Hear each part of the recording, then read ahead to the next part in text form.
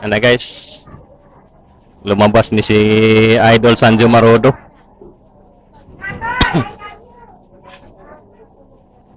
Babay Natoy. Ako to si Natoy, na mahal ka. Ingat Idol! Ingat po sa biyahe. Maraming salamat sa pagbisita sa Lipa. Ayan na guys. Kay Radyo Net. Ayan.